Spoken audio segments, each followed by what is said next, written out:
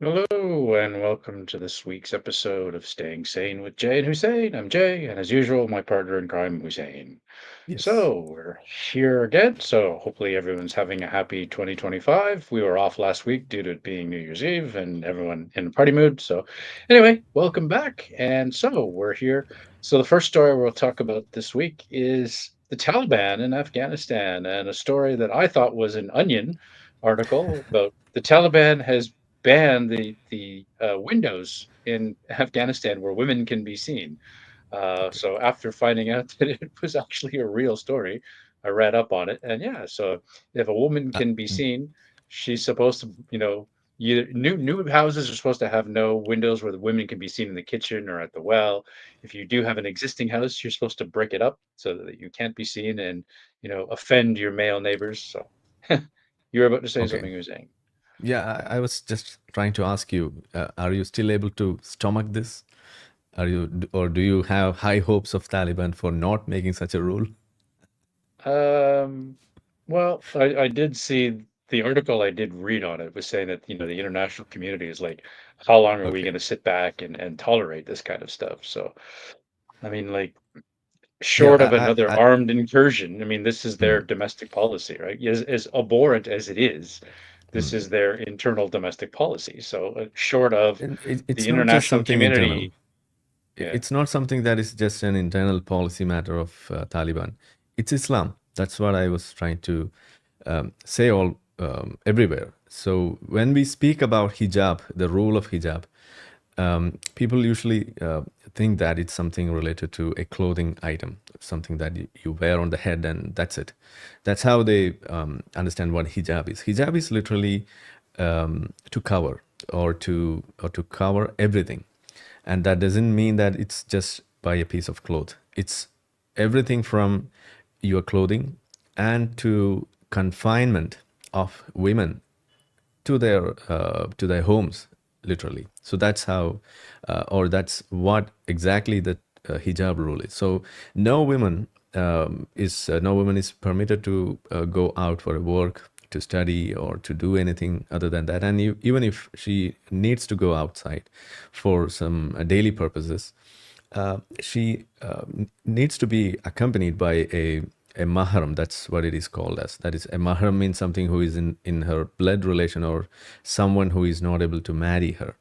So that's how she has to be accompanied. And we know that such a rule was existent even in Saudi Arabia, which was repealed from that country very recently, maybe 2 or 3 years ago.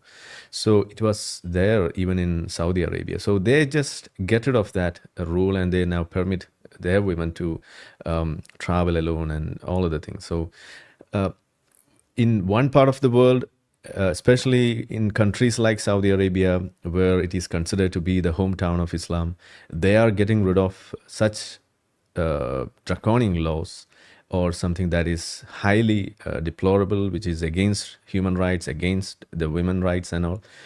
But at the same time, we are seeing a rise of such rules getting imposed, and which is getting more and more people are getting affected by those rules in countries like Afghanistan. And it's not just stopping there in Afghanistan. Even we are seeing that kind of rules getting more and more um, influencing people on both sides. Like people are asking for such rules. We need more stringent rules. That's what we see in countries like India, where where I live. People need more such rules. They want stringent rules. They want hijab everywhere and other things. So that's one item. And something which we can add onto this is something from Switzerland. That's the uh, by the beginning of this 2025, they have started implementing the niqab ban. That is a face covering ban. So it was announced a few months ago, and that was something that was put forward by the right wing from that country. They went for a referendum, and they came up with this rule, and now they are trying to implement this. And from January 1st, they have started implementing it, and those who violate it will be facing strict fines and other legal obligations. So that's how hijab is evolving in a new world where hijab and face coverings are literally equated with extremism. So that's how the new word meaning of hijab is today. Yeah. Yeah. But again, as you said, it's the extremists. Like in Pakistan, like lots of women go around without coverings. Even the billboards, like the Yeah. billboards featuring women, they're not their hair's not covered. It's completely uncovered. So I'm Mm, sure that that chaps the ass of the extremists when they see those billboards. I'm sure they get really offended and want to go deface them. But I mean, Pakistan mm. is much more open about it. I mean, you do see some women wearing the full face coverings. What was really hilarious was watching these women in restaurants trying to eat with that full face covering on. Yeah, That and that they, that yeah. that offended me, Mm, seeing these women, trying to eat in a public restaurant, that to me, I found that offensive that these women are so oppressed, they're trying to mm. eat, and like it was just ridiculous. But I, some women wear the hijab, some women wear the niqab, some nothing. So it's I don't know whether you have seen it or not. There are some videos on YouTube and Instagram profiles where they are teaching people with face coverings like these full coverings how to eat in the public with these face coverings, and they're literally giving them tutorials. So this is not something that you must be facing so much difficulty. It's so easy. Look at me, I'm doing this, this is the right way. You can even try putting it this way, right side, left side. Just imagine people giving away tutorials and online classes, uh, webinars for teaching them how to eat with your face covering. That's the new world order. so stupid. Yeah. What does the other thing that offends me, and I saw it about a week or two ago. Mm, And I've seen it a couple you don't see it often. I saw it in Hong Kong a few years ago, and I saw it here a few weeks ago. Like a small child, like a toddler, a female toddler with the hijab on. Now, my understanding mm, of hijab is that women are not supposed to wear it until they reach puberty. So that you've got these young toddler girls that are already being forced by their parents, or most likely their father, mm. to be wearing this as toddlers. And to me, I find that morally reprehensible and offensive. So, Mm. It won't stop with the face coverings or your stricter hijab rules with respect to the dressing. If you agree to such rules, the next thing that is waiting to fall upon you is something that is like the confinement to your home. You will have to stop going to your schools. Then you will have to skip your college. Then you'll have to sit at home without working because that's not allowed in an Islamic regime. And everything comes under this hijab rule. And finally, what we saw in Afghanistan, that is the banning of windows. That's also part of this hijab rule. That's what I was trying to say. So it's yeah. all in this thread or in this package of hijab rules. So we cannot just single out people. Mostly, you might have seen people calling themselves as Islamic feminists. That's how they call it, and they always say that hijab is something that empowers the women, and that's for their security, their protection, and other things. So, so when Yeah, they say whatever. this, yeah, they are trying to hide an important objective of this hijab. Another one that is something to differentiate between the free women and the slave women in Islam. That was the original intent of implementing this hijab rule, to separate them. And for why you have to separate them, because then only you can identify a slave woman, and you can slave in the sense even kafirs and non-Muslims. And that's one way by which you can identify a slave, and you can just eve tease them, and you can even do whatever things that you would like to. And that's the kind of permission, or Islam promotes this rape culture. So that's something which we have to exemplify by giving all these explanations, because there's no other way of doing this. So, yeah, people try to hide these facts. That's it. So when they say it is for empowerment, we always ask them, okay, if it is for empowerment, how about you are not allowing the hijab for the slave women? Don't they require this kind of empowerment? Are they? Don't you think that they are to be empowered, especially when they are slaves? So they would say no, because most of them doesn't know about such a rule in Islam, and even if they get to know it, then they will try to escape that by saying that that's how Islam is. You have to follow it, and there's no other go. So that's a kind of apologetic activity in Islam. Yeah. Yeah. Crazy. So Lots that's of it. oppression. So, well, Yeah. as I've said before, I hope and pray that Mm. the Muslim enlightenment will come within the next generation or two. So It's we happening shall. in this generation, and its biggest signal is the rise of the ex-Muslims. That's what Yeah. I would say. Yeah, because uh, I'm not just bragging about that, but the reality is, if there was no ex-Muslims, and if one tried to oppose these kind of teachings, or if you try to expose these kind of teachings, what would happen is that the usual moniker, that is Islamophobe, or such kind of what do you say, trying to stop such arguments or try to stop such free speech and other things, they will use all these things, and you won't be able to criticize Islam. So now you can see every day, almost every day, 24 hours, you can see and watch, listen to blasphemous posts against Islam 24/7. That's what is going on in this planet, this in Yeah. this era.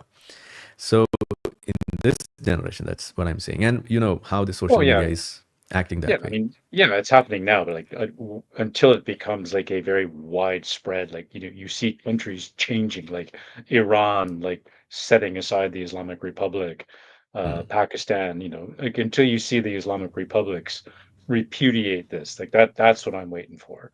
That mm. the Iran, Enlightenment has gathered so much momentum that the Islamic republics convert to true secular republics.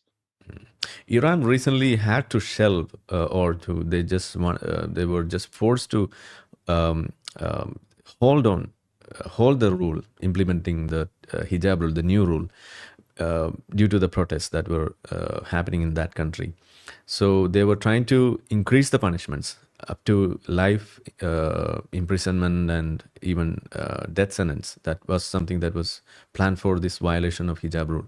So violent protests and widespread protests were there, and they had to hold that implementation. So that is happening. So Yeah, it's not easy, yeah. like in the old days. Yeah. Yeah, well, their days are numbered. It's just how long they can hold on. So, like Yes. even from the European Enlightenment in the 1700s, like how long? Like it was like well into the 20th century before you really started to see the abandonment of religious privilege in many of the Western countries. So it I might be in the information age is probably going to happen faster in the Islamic countries, but those that are in power are going to cling to it as long as they can. So. But as the I think demographics are shifting, it's gonna get harder and harder to do.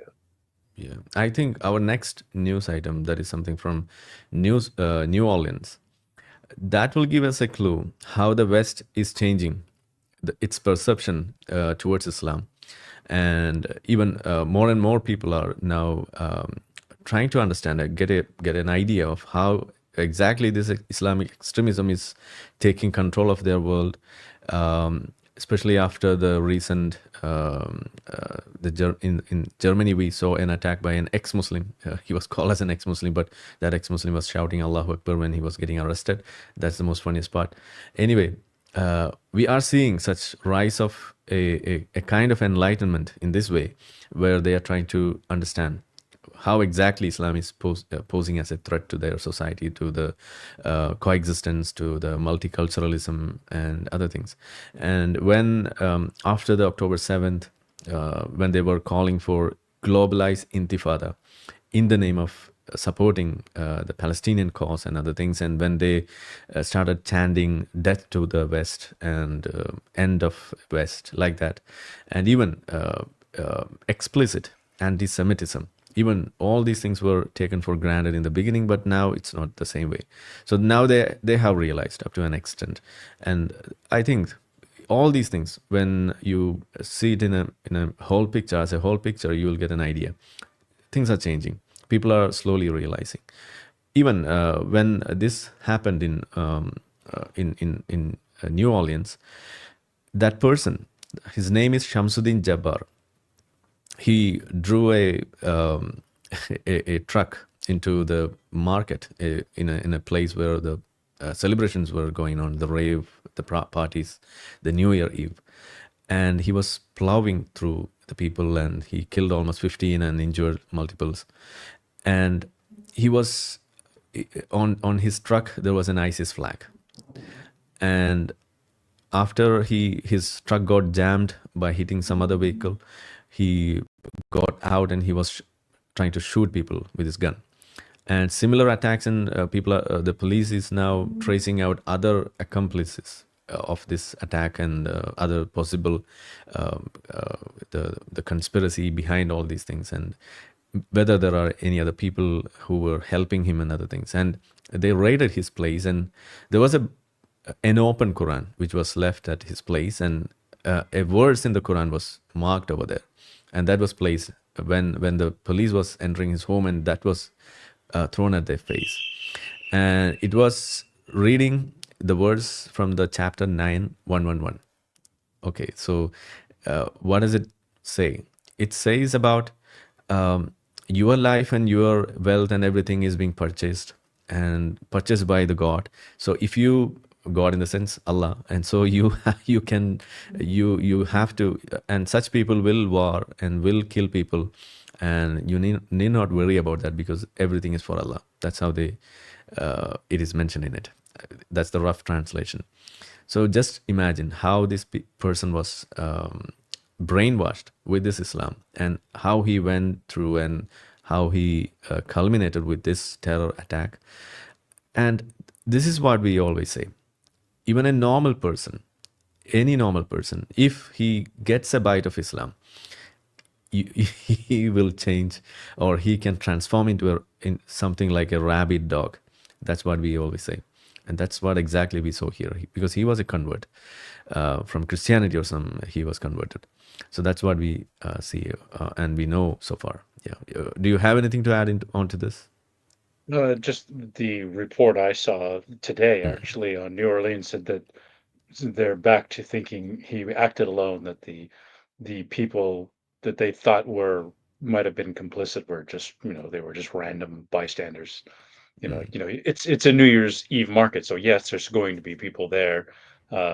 So apparently that has now apparently been discounted. Like that could change again, but the current thinking is that he acted alone. So from what I read mm. or saw this afternoon. So Whether it was a lone wolf attack, or whether it be a in congregation, that doesn't matter, because the ideology behind is the same.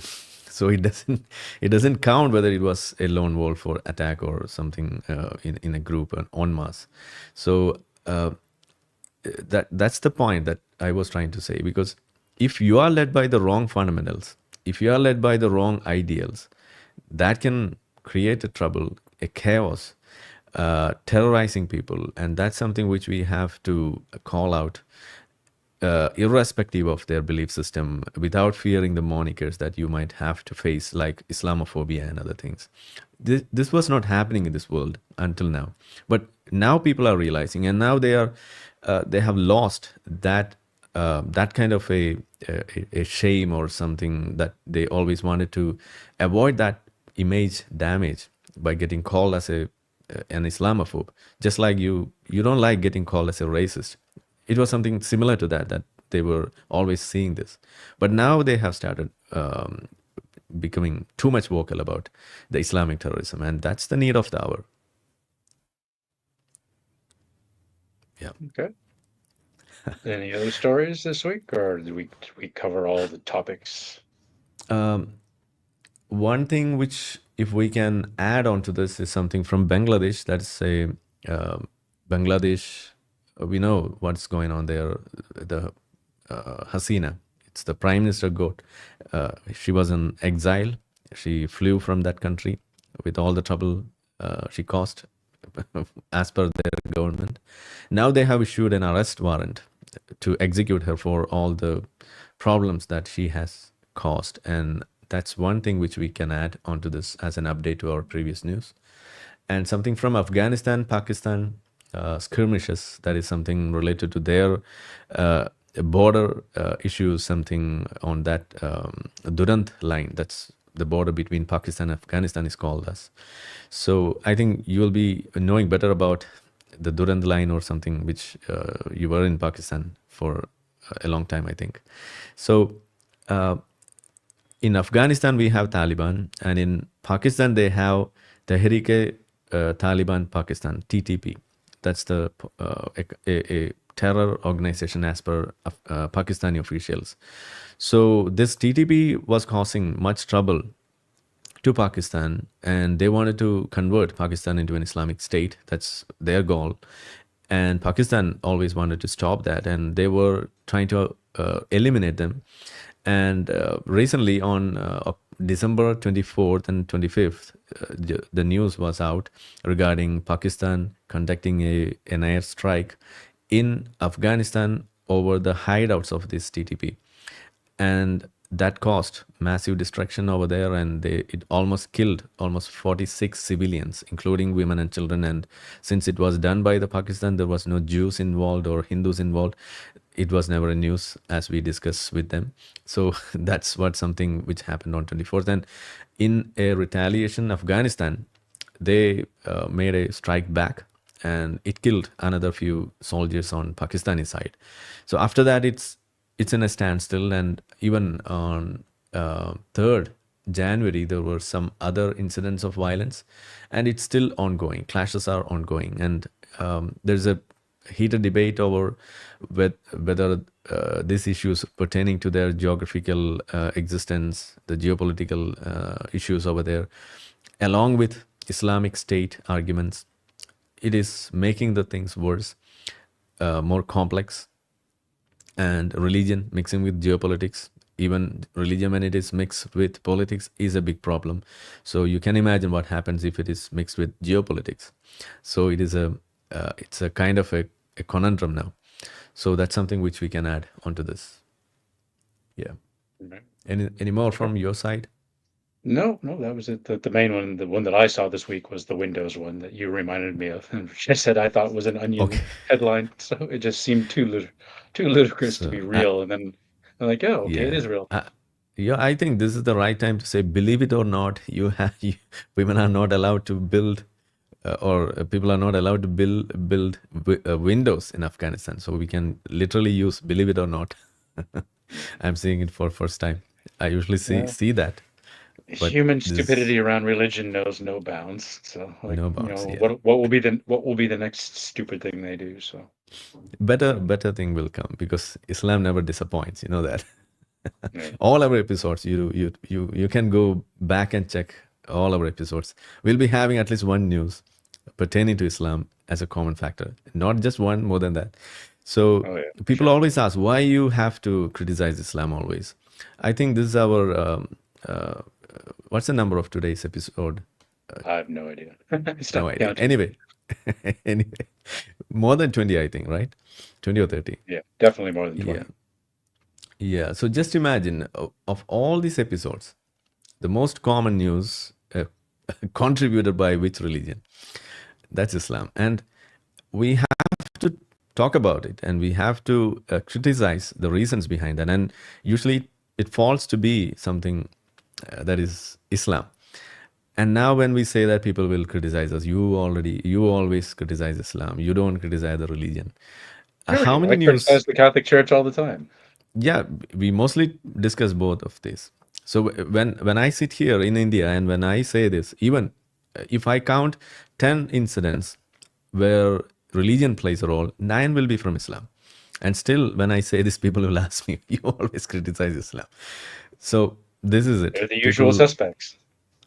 sorry, They're the usual suspects. usually, yeah, yeah, that's a problem. So they never understand the real problem. So anyway, we have Yeah. a few even today. So let's hope for better ones next week. Yeah. How about Okay. that? Great. Okay. Yeah. Well, thanks for Bye. watching, everybody. Happy 2025. I hope it's a prosperous and safe new year for everybody. And we look forward to seeing everybody on the next episode. Take care. Bye bye. Take care. Bye bye.